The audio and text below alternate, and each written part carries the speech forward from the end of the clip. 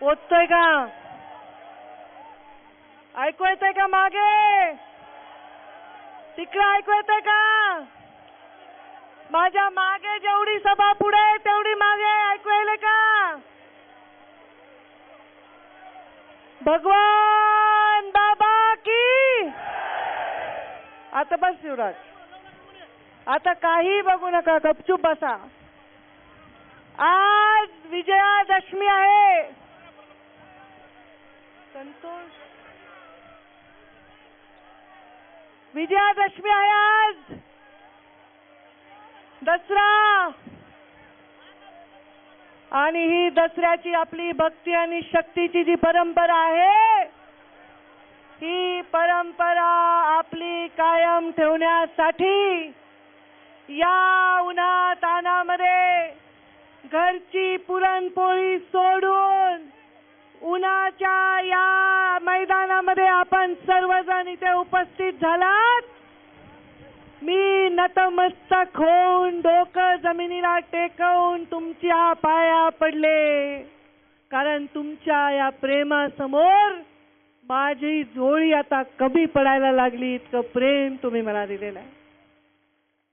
भगवान बाबांची भक्ती आणि आपले नेते, लोकनेते गोपीनाथ मुंडे साहेबांची शक्ती, ही परंपरा, वैभवाची परंपरा कायम ठेवण्याचं श्रेय हे फक्त तुम्हा सर्वांना आहे, उन्हा तानामध्ये इथे आलेल्या सर्वांना आहे. आज मंचावर आदरणीय महादेवराव जानकर यांनी आत्ताच भाषण केलं. आपल्या लाडक्या खासदार प्रीतमताई यांनी भाषण केलं. मंचावर खासदार सुजय विखे पाटील, आमचे माझ्या वडिलांचे अत्यंत लाडके आदरणीय कर्डिले साहेब, 3 जिल्ह्याचे आमदार सुरेशांना धस, प्रवीणजी घुगे, मोहन दादा आडसकर साहेब, मंचावर उपस्थित माझ्या उजव्या हाताला धोंडे साहेब, फुलचंदराव कराड, मंचावर उपस्थित आमच्या सविताताई गोलार, विजय गोलार, नमिता मुंदडा, मेघना बोर्डीकर, राधाताई आईसाहेब, मोनिकाताई. एवढे नावं घेत बसले तर बाबा इथंच संध्याकाळ होईल. होईल का नाही? किती देखना कार्यक्रम आहे. तुम्ही गप्प बसला तर ऐकू येईल मला माझा आवाज. त्याला काय आवाज करायला? ते शूटिंग घ्यायलंय.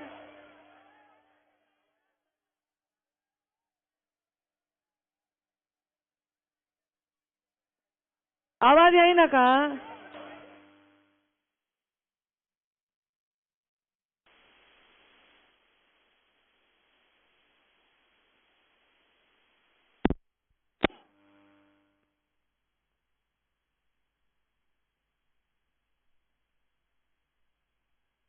आवाज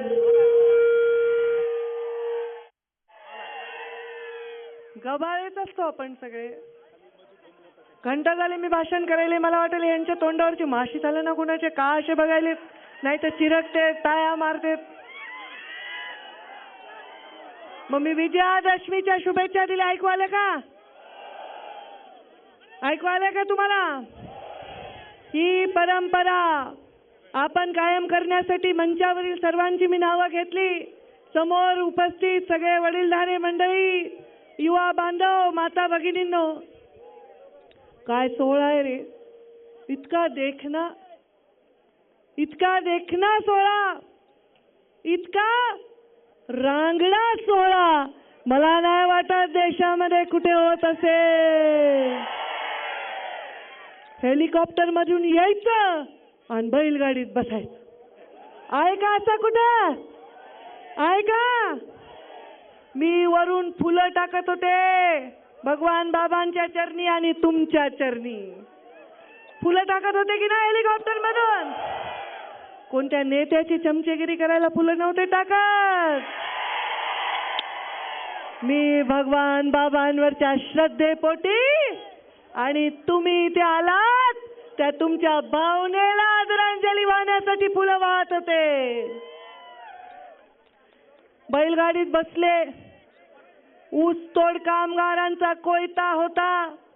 ऊस सुद्धा त्याच्यावर एक प्रतिकात्मक काढून आणला होता. पण मला ते बैलाची भीतीच वाटायली. बैल खवळले तर होती नाही कृष्णा. बैल खवळले तर काय. ते मला म्हणायला ताई बैल लई गरीब आहेत. काय म्हणला. ए आपसात बोला नंतर. ए तुम्ही शांत बसा. तुम्ही माझ्याशी बोलू का तुमचंच ऐकू. आपसात बोलू नका ना. शांत बसा. ते मला काय म्हणला. बैल लई गरीब आहेत. म्हटलं बैल लई गरीब आहेत रे. माणसं गरीब नाहीत. बैल जर उधळला तर पंचायत होईल माझी. हो काय निफाड. आता तुम्ही सगळ्यांचे गावाची नावं घेऊन बसू का रे. निफाड वरून लोक आलेत. अजून काय.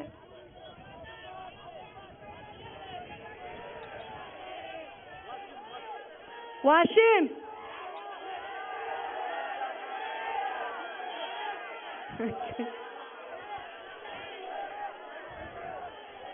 येवला, सिन्नर, नाशिक, जळगाव, नगर, पाथर्डी, नेवासा, बीड, गेवराई, केज,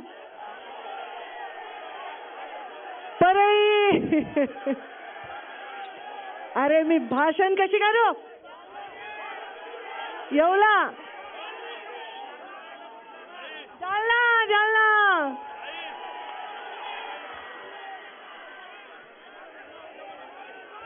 मला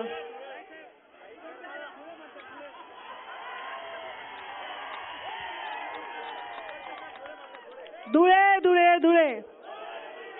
आता मी काय केलं. आता मी काय केलं. नजर काढली ना तुमची. जालना म्हणले ना रे. सिंदखेड राजा, सिंदखेड राजा, देवगाव राजा,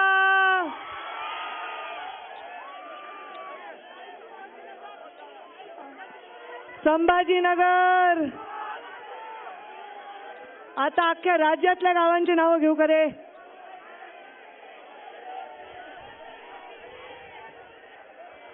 मी आता तुमची आता का बसा. मी हसायले तोपर्यंत शांत. आता शांत. भगवान बाबांवर कुणाकुणाची भक्ती आहे हात वर करा बरं.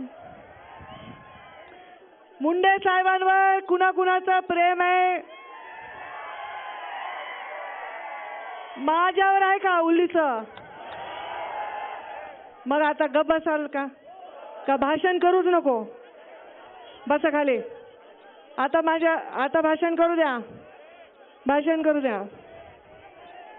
आई जशी मुलाची दृष्ट काढते, जशी आई मुलाची दृष्ट काढते तशी मी आता पदर तुमच्यावरून ओवायला. जसा पदर तुमच्यावरून ओवाळून टाकला, तुमची दृष्ट काढली, जर वेळ आली तर जीव सुद्धा तुमच्यावरून ओवाळून टाकल्याशिवाय राहणार. कोण आहे रे माझं. कोण आहे तुमच्याशिवाय. आहे का असा कोणता नेता जो म्हणतो चला तुला या खुर्चीवर मखमलच्या बसू. आहे का. आहे का असं राजकीय कोणी.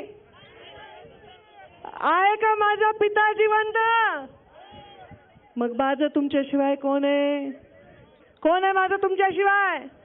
त्यांच्यामुळे तुमच्यावरून जीव ओवाळून टाकीन मी. हा शब्द भगवान बाबांच्या साक्षीने मी तुम्हाला देते. मला मुंडे साहेबांनी एक शिकवलं. आपण जिथे जन्म घेतला त्या मातीचा, त्या मौलीचा आणि त्या जातीचा कधीही आपल्याला अपमान वाटला नाही पाहिजे. जो मोठ्या जातीत जन्म घेतील, राजघराण्यात जन्म घेतील, त्यांना सुद्धा गर्व नाही झाला पाहिजे. आणि जो गरीब जातीत, पिछड्या वर्गात, वंचितांमध्ये जन्म घेतो त्याची सुद्धा मान खाली गेली नाही पाहिजे. यासाठी या छत्रपती शिवरायांच्या महाराष्ट्रात, महामानव बाबासाहेब आंबेडकरांच्या या महाराष्ट्रात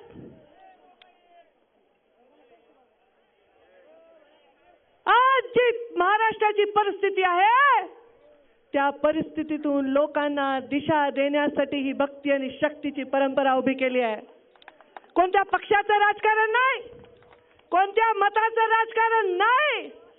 आज आपली इथे जी आहे ती सामान्य माणसाची, वंचितांची चळवळ.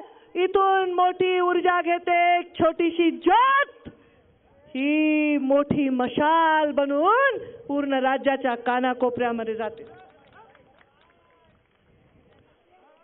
मला मगाशी मी हेलिकॉप्टर माझं उडलं, परत खाली बसलं, बघितलं ना तुम्ही? तुम्हाला काळजी वाटली असेल, कशामुळे ताई उडाले आणि पुन्हा खाली बसलं बाबा हेलिकॉप्टर? मला वाटलं कुणाची दृष्ट लागली की मेळाव्याला. सकाळी मी राष्ट्रीय स्वयंसेवक संघाचा मेळावा बघत होते, कार्यक्रम बघत होते. सन्माननीय आदरणीय परमपूजनीय मोहनजी भागवत यांचं भाषण ऐकत होते. त्यांनी जे आपल्याला संदेश देत होते, या देशामध्ये भेदभाव नाही झाला पाहिजे. अरे मुंडे साहेबांनी राजकारण सुद्धा त्याच्यावरच केलं की हा भेदभाव मिटला गेला पाहिजे.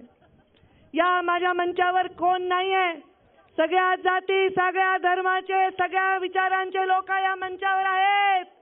या मंचावर असणारा माणूस हा कष्ट करून या मंचापर्यंत पोहोचलाय. यांची वज्रमूठ तयार करून सामान्य माणसाला विकास देण्यासाठी काम करायचं. माझा मेळावा हे गबस रे आता. ए पिवळा शर्ट, मी जाऊ का इथून? तुमच्या दोघा चार लोकांमुळे ते सगळे शांत बसलेत. ए पिवळा शर्ट, गबसा बरं तुम्ही आता. मला वाटलं मी इथे येऊ शकणार नाही. माझ्या मनामध्ये अशा 4 ओळी आल्या. तुम मुझे कब तक रोकोगे. जानकर साहेब भाषण करता करता इंग्रजी बोलत होते. ओबीसीचा माणूस पेटला की इंग्रजीत बोलतो, मध्येच हिंदी बोलतात, कारण त्यांना नॅशनल लिडरशिप करायची ना. ते राज्याची येतं ना, ते देशाची लिडरशिप करायची. हा आता मी म्हणत नाही, माझ्या मागे आधीच खूप काही आहे स्टाफ. तुम मुझे कब तक रोकोगे, मुट्ठी में कुछ सपने लेकर, जेबों में कुछ आशाएं, दिल में अरमान यही कुछ कर जाए, दिल में अरमान यही कुछ कर जाए. सूरज सा तेज नहीं मुझ में, सूरज सा तेज नहीं मुझ में, दीपक सा जलता देखोगे, तुम मुझे कब तक रोकोगे, तुम मुझे कब तक रोकोगे.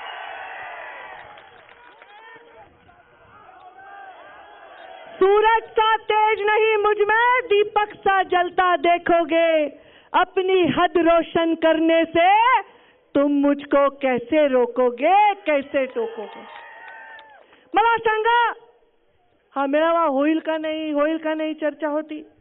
माझ्या बरोबर असणारे, माझ्यावर प्रेम करणारे म्हणायचे, ताई मेळावा नको बाबा. मी का रे? म्हणे सत्ता नाही. हाय का आता? सत्ता नाही म्हणून मेळावा नाही.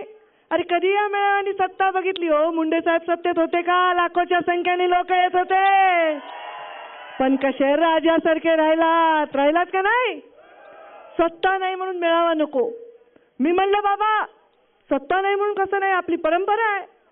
कुणी म्हणलं ताई अतिवृष्टी झाली आहे, कुणी म्हणलं कोरोना आहे, लोकांची मनस्थिती नाही. मला अरे अशाच वेळी लोकांना ऊर्जा देण्यासाठी हा मेळावा मला घ्यायचा आहे. अधिकारी विचारायला, ताई किती लोक येणार? मला काय माहिती किती लोक येणार, मी तर बाबा जाणार आहे. किती संख्या येणार? मला माहित नाही. पोलीस आलेत, धन्यवाद त्यांचे. 450-500 पोलीस आलेत तुमच्या सेवेला. तसं तर भगवान बाबांचा कार्यक्रम, पोलिसांचं नातं तर जुनंच आहे.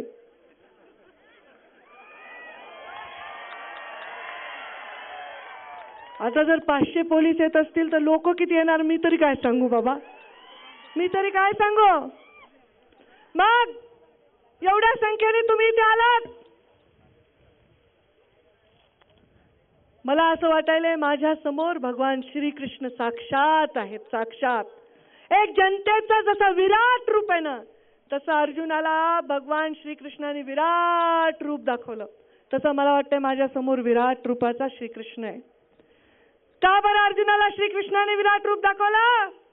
कारण आपण काय करावं आणि काय नाही हा प्रश्नाचं उत्तर देण्यासाठी, धर्माच्या लढाईसाठी आपल्या हातातलं शस्त्र उगारायचं का आपल्या लोकांच्या प्रियजनासाठी शस्त्र खाली ठेवायचं, या लढाईतून बाहेर काढण्यासाठी श्रीकृष्णाने विराट रूप दाखवलं.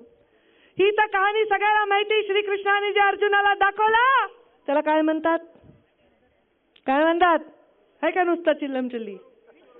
विश्वरूप. आणि त्यांनी जे सांगितलं ते काय? भगवद्गीता. काय जरा जोरात म्हणा, भगवद्गीता. आणि मग जेव्हा एखादा व्यक्ती भगवद्गीतेचं वर्णन ऐकतो, तो श्रीकृष्णाने अर्जुनाला काय सांगितलं ते ऐकतो. पण मी तुम्हाला सांगते, श्रीकृष्णाने कर्णाला काय सांगितलं. याचा फोन घे रे हातातून, याचा, या गॉगलवाल्याचा. कुणाचा फोन आहे रे बाबा? इथं कुणी मोठा याच्यापेक्षा जोर जोरात बोलायला मला भाषण करता येईना. श्रीकृष्णाने कर्णाला काय सांगितलं मी तुम्हाला सांगते. जेव्हा कर्णाला बाण लागला, कर्णाच्या रथाचं चाक जमिनीत धसलं, तेव्हा श्रीकृष्णाने कर्णाला सद्गती प्राप्त व्हावी याच्यासाठी सांगितलं की का तुझा विजय नाही झाला. मला कर्णाने प्रश्न विचारला, मी एवढा पराक्रमी आहे, मी एवढा मोठा योद्धा आहे, मग माझ्या वाट्याला एवढं दुःख का आलं? मी एवढा दानवीर आहे, मी कधी माझा शब्द मोडला नाही, मी एवढं चांगलं काम केलं. कारण श्रीकृष्णाने सांगितलं, तू जिथं जन्मलास, तू जिथे वाढलास, जेव्हा ईश्वराने तुला तिथं जेव्हा टाकलं, तुझा जन्म तिथं टाकला, तू सदैव त्याबद्दल शरम तुला वाटली, म्हणून तुला मोठा होता आला नाही.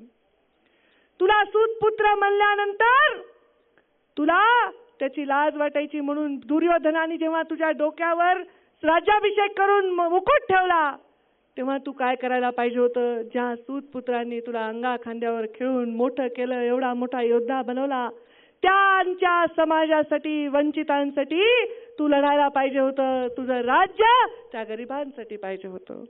आयुष्यभर आपल्याला जे नाही मिळालं ना, त्याच्या मागं रडत कुडत बसण्यापेक्षा जे आपल्याला मिळालं त्याचं सोनं करायचं. आज श्रीकृष्ण रूपी तुम्ही आहात.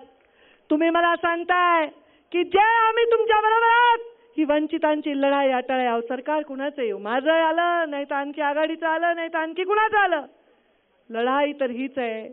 उपाशी माणूस उपाशीच आहे, आणि ज्याचं पोट भरलंय त्याचं अजून पोट भरून भरून त्याची एवढी मोठी पोट वाढायला. मी काय बोलणार याच्याकडे सगळ्यांचं लक्ष, काय बोलणार मी याच्याकडे सगळ्यांचं लक्ष आहे. पण माझ्या मागे कुणाची मूर्ती आहे? माझ्या आयुष्यामध्ये कुणाची कीर्ती आहे? मुंडे साहेबांची कीर्ती आणि भगवान बाबांची मूर्ती, भगवान बाबांचं जन्मस्थान, एवढं पवित्र स्थान.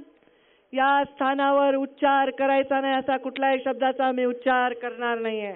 या स्थानावर ज्या व्यक्तीचा बोलून सुद्धा भगवान बाबांची मान खाली जाईल अशा कुठल्या व्यक्तीचा उल्लेख मला इथे करायचा नाहीये. आणि अशा कुठल्या प्रवृत्तीचा सुद्धा मला उल्लेख करायचा नाहीये. जे लोक खूप खुश व्हायले, पंकजाताई घरात बसल्यात, पंकजाताई घरात बसल्यात, लिहून घ्या माझा दौरा, माझा दौरा लिहून घ्या. मी आता 17, 18, 19, 20 दिल्लीमध्ये आहे. त्याच्यानंतर मी 23, 24, 25 मी मुंबई, नवी मुंबई आणि पुण्यामध्ये आहे. नंतर मी 29, 30, 31 मी नाशिकमध्ये आहे. आणि 12 डिसेंबरला उसाच्या फडामध्ये जाऊन ऊसतोड कामगारांच्या सोबत मी गावागावात जाऊन संवाद साधणार आहे. लिहून घ्या माझा दौरा. अरे कोरोना होता, लोक मरायले होते, लोकांना कोरोनामध्ये औषध मिळेना, रेमडेसिवीर मिळेना, लोकांना पलंग मिळेना, बेड मिळेना. बस बाळू खाली. लोकांची अशी अवस्था असताना मी दौरे करायला पाहिजे होते. तुम्ही तिकडे मरत असताना भव्य मेळावा करून तुमचा धोक्यात टाकायचं होतं का मी आरोग्य? तुमची काळजी वाटली म्हणून नाही केलं, पण घरात बसलो नाही. कोविड सेंटर सुरू केलं, इथं शिरूरमध्येच कोविड सेंटर सुरू केला. लोक आपल्या माय माऊलीला सुद्धा हक्काने ताईच्याकडे पाठवत होते, नाही तर घरातल्या बाईला कुठं कोविड सेंटरला टाकाव. पण नाही नाही, आपल्या ताईचं कोविड सेंटर आहे ना, आम्ही आमच्या माऊलीला, आमच्या घरातल्या सुनेला, आमच्या लेकीला हक्काने पाठवतो. घरोघरी डब्बे दिले. ज्यांच्या घरामध्ये माऊली आजारी पडली, घर उपाशी मरत होतं, घरोघरी करोनाने आम्ही डब्बे पोचवले. प्रत्येक माणसाला मध्य प्रदेशमध्ये, उत्तर प्रदेशमध्ये, कुठेही, अजून हिमाचल प्रदेशमध्ये कुणी फोन केला की त्याला बेड मिळवून दिला, त्याला रेमडेसिवीर मिळवून दिलं, त्याला इंजेक्शन दिले, त्यांना उपाय त्यांचा करून दिला. एवढंच नाही, आता अतिवृष्टी झाली, प्रीतमताई गावगाव फिरल्या का नाही? इथंच तुमच्या तालुक्यात दौरा केला की नाही? लोकल सगळ्या आमदारांनी केला, प्रीतमताईंनी केला, मी केला, आणि सांगितलं दसऱ्याच्या आधी पॅकेज डिक्लेअर करा. केलं का नाही सरकारने पॅकेज? आता अकाउंटमध्ये येईपर्यंत धरा, नाही तर पुन्हा आहेच आम्ही रस्त्यावर. सरकारने डिक्लेअर केलेलं पॅकेज पुरेसं नाही, सरकारने अधिकचं पॅकेज द्यावं आणि दिवाळी माझ्या या गरीब शेतकऱ्याची, शेतमजुराची गोड करावी, हे आमचं आव्हान आहे.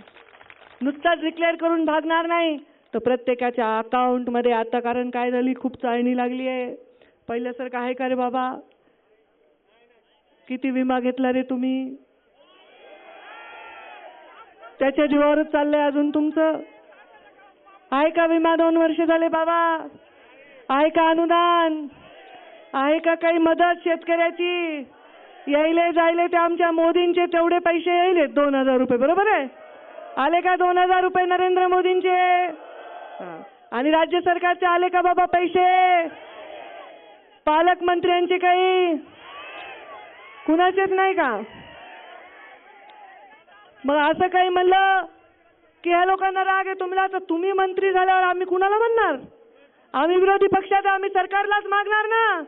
तुम्ही जेव्हा त्या पदावर होते तर किती लोकांना त्रास द्यायचे बाबा, नुसतं धमक्या, असं करीन आणि तसं करेन. आता काय बीड जिल्ह्याची अवस्था, आता काय महाराष्ट्राच्या शेतकऱ्यांची अवस्था आहे का? रुपया तरी काय करतील साहेब? आहे का रुपया तरी बजेट? काय रे सुजय, आहे का बजेट? 10 अण्णा बजेट आहे का? माझाच 25-15 चालू आहे, माझीच मुख्यमंत्री ग्रामसडक योजना चालू आहे.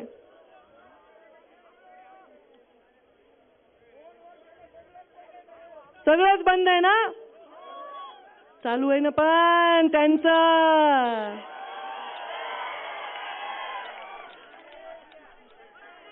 अरे आपलं मंत्रीपद किरायाने देऊन टाकलं यांनी, किरायाने दिलं, किरायाने.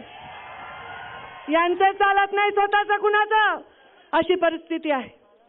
आमचं म्हणणं आहे तुम्ही चांगलं काम करा.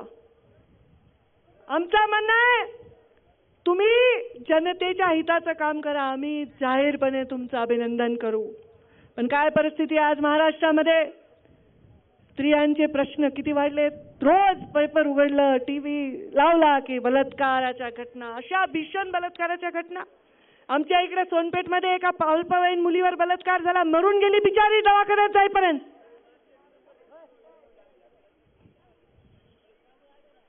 या महिलांवर एवढे अत्याचार होत आहेत, बलात्कार होत आहेत. या अशा सगळ्या घटना बघून कसं गप्प बसावं वाटतंय? महिलांवर अत्याचार करणारे, अरे महिलांकडे वाकडी नजर जरी करून बघितली त्याचे डोळे काढून घेणाऱ्या आमच्या अहिल्यादेवी होळकरांची ही जन्मभूमी आहे. इथूनच अरे हत्तीच्या पायाखाली जाऊ जर कोणी नजर करून बघितली एखाद्या मुलीकडे. काय हे परिस्थिती आहे? काय चाललंय महाराष्ट्रामध्ये? काय चाललंय? या महिलांच्या अत्याचाराविषयी बोलायचं नाही? या गुन्हेगारांना शिक्षा सांगायची नाही? अहो एक महिला, काय घातलंय मी गळ्यामध्ये? मंगळसूत्र. तुम्ही घातलंय का? घातलंय का? तुमचं लग्न झालेलं कळतंय का? नाही कळत. तुम्ही बिनधास्त आहे. मग आम्ही मंगळसूत्र घातलं, पूजा केली, आयुष्यभर आपल्या एकेका दाण्याचा समर्पण जगलो, हे आमचे संस्कार आहेत. जी माऊली तुमच्यासाठी व्रत वैकल्य करते त्या आईचा अपमान करता, जी बायको तुमच्यासाठी व्रत वैकल्य करते त्या पत्नीचा अपमान करता, जी कन्या तुमच्या डोळ्याकडे बघून आपल्याला स्वाभिमान मागते त्या कन्येचा अपमान करता. असं जर सरकार चालत असेल, महिलांवर अत्याचार होत असतील तर जवाब मागायचा का नाही? मग येऊन जाऊन काही झालं की काय ताई नसतात? ताई कुठं नसते बाबा. मी सगळीकडे जेवढी मी पडल्यानंतर टीव्हीवर आहे तेवढी तर कधीच नव्हते आधी. आहे का नाही? आहे का नाही?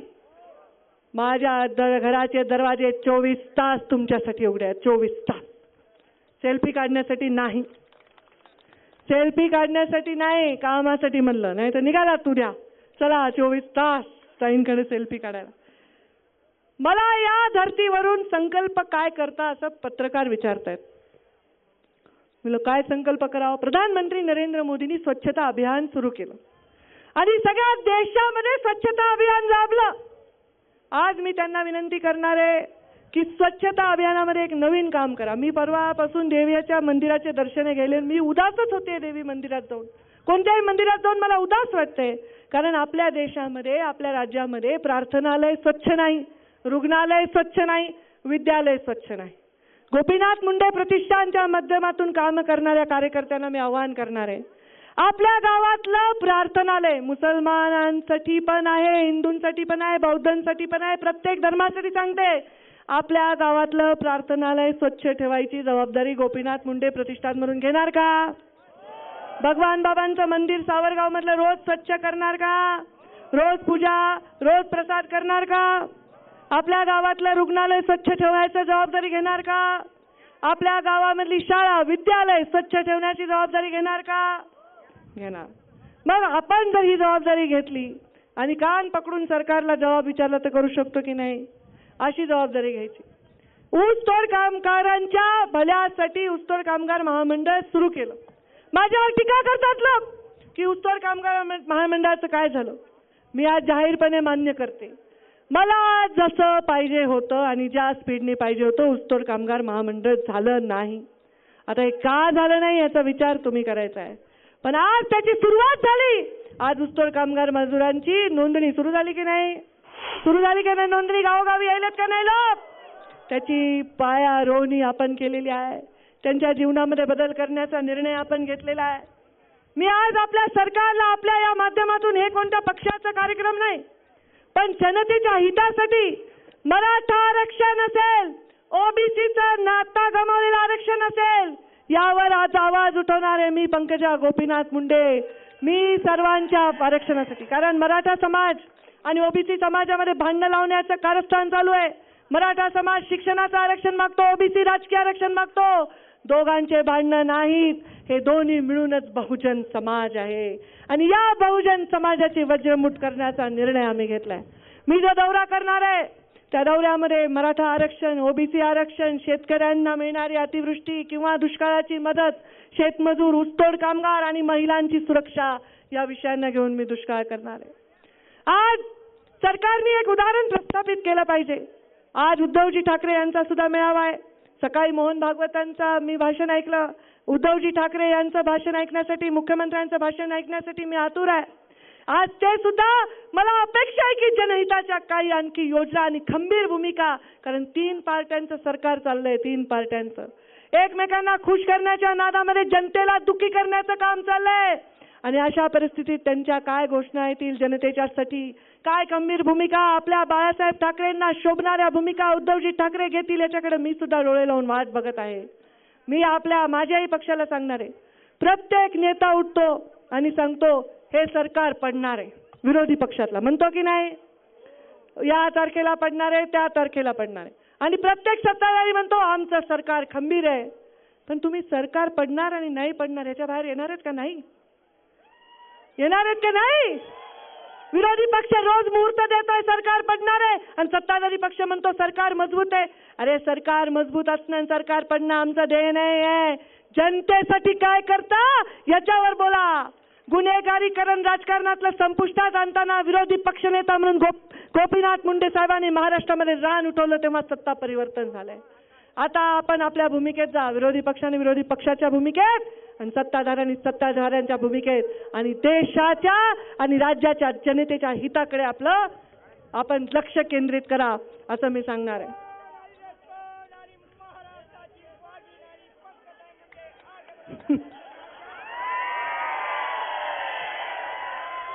मी मराठा समाजाला आरक्षण मिळेपर्यंत गळ्यामध्ये हार घालणार नाही हा शब्द घेतलेला आहे, ही शपथ घेतली आहे. आणि ओबीसीचं राजकीय आरक्षण परत मिळेपर्यंत मी माझ्या डोक्याला फेटा बांधणार नाही शपथ घेतली. आज बांधला का? बांधला का? लय ऊन लागायले आणि मी तर तुमच्यासाठी असं डोकं घेऊन बसले, तुम्ही तरी गमछा बांधलाय.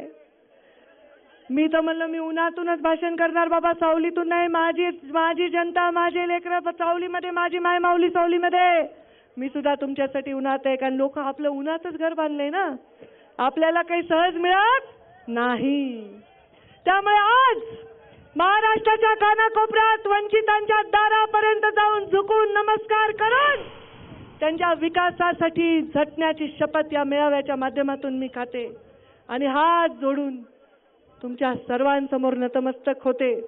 एक संकल्प मागच्या वेळी घेतला होता, घरामध्ये कन्येचा जन्म होऊ द्या आणि कन्या झाली तर 1 वर्षाच्या आत कन्येला इथे घेऊन या. आज संकल्प करू, अजून काहीतरी करायचं का? अवघड आहे बघा तुमच्यासाठी, पोरांसाठी अवघड आहे. हसायला काय झालं? तंबाखूचे पाकिट आहेत का कुणाच्या खिशात? आहेत आहेत आहेत आहेत का? खरं सांगा, शपथ आहेत ते दाखवा बरं. आहेत का? एक तरी वाघ आहे का? सांगणं आहे ना, दाखव बरं हातात. बघा खोटारडे आहेत. मला काही मागितलं तर देताल का? खोटं बोलायचं नाही. देणार का? मागा देणार का? आजपासून माझ्यासाठी तंबाखू तंबाखू. मग स्त्रीच्या जन्माचा संकल्प मागच्या वर्षी घेतला, यावर्षी काय संकल्प आहे आपला? व्यसन. मी फक्त तंबाखू विषय म्हणाले, आता जास्त अपेक्षा नाही तुमच्याकडून. माझा अत्यंत जवळचा कार्यकर्ता, 29 वर्षाचं वय, कॅन्सरने मेला रे. एवढ्या लहान लहान वयामधले माझे कार्यकर्ते चाललेत गप्पा करून, हात जोडून. आजचा संकल्प व्यसन मुक्तीचा संकल्प आहे. गोपीनाथ मुंडे प्रतिष्ठानच्या माध्यमातून गावागावामध्ये जाऊन व्यसन मुक्तीच्या माध्यमातून हे तंबाखूचे पाकिट जमा करायचे आणि त्याची होळी करायची. करणार का? जरा हात वर करा. करणार का? आणि मी दौऱ्यामध्ये येणारे, माझ्या ऊस तोडायला येणार का 12 डिसेंबर नंतर? येणार का? पुढच्या दसरा मेळाव्यापर्यंत असाच ऊर्जा ठेवणार का? पुढचा दसरा मग इथं घ्यायचा ना. आता एक अजून उत्तर द्या. तुमच्यापैकी कोणी कोणी लस घेतली आहे? हात वर करा बरं. अरे बाबा, आता तुम्हाला काही होऊ शकत नाही. माझं आयुष्य देखील तुम्हाला लागलं पाहिजे. तुम्ही सुरक्षित राहायला पाहिजेत आणि कोरोना मुक्त होऊन पुढचा दसरा मेळाव्याच्या पेक्षा 10 पट झाला पाहिजे. जाता जाता एकच सांगेन, शांत, एकदम शांत, एकदम शांत. जाता जाता एकच सांगणार है, इस जग में इतने जुल्म नहीं, उतने सहने की ताकत है. इस जग में जितने जुल्म नहीं, उतने सहने की ताकत है. तानों के शोर में रहकर सच कहने की ताकत है. मैं सागर से गहरी हूँ. कितने कंकर तुम फेंकोगे, तुम मुझको कब तक रोकोगे. मीडिया वाले कैमरा घुमाओ, घुमाओ कैमरा. हाताच्या मुठी आवळा, दोन्ही हात वर करा आणि जोरदार घोषणा हो द्या. भगवान बाबा की, भगवान बाबा की, भगवान बाबा की.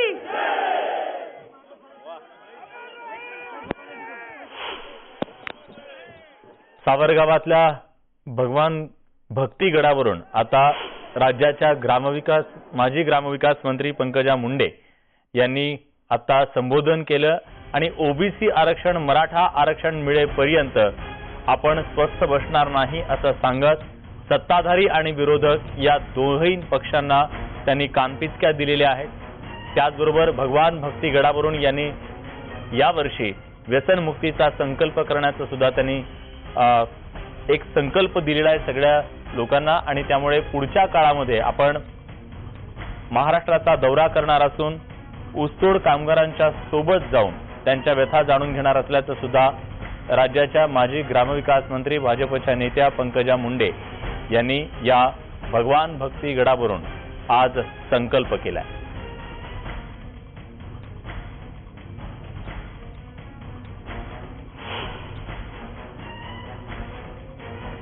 राज्यातल्या अतिवृष्टीग्रस्त शेतकऱ्यांना जी मदत राज्य सरकारनं घोषित केलेली आहे ती मदत तोकडी आहे.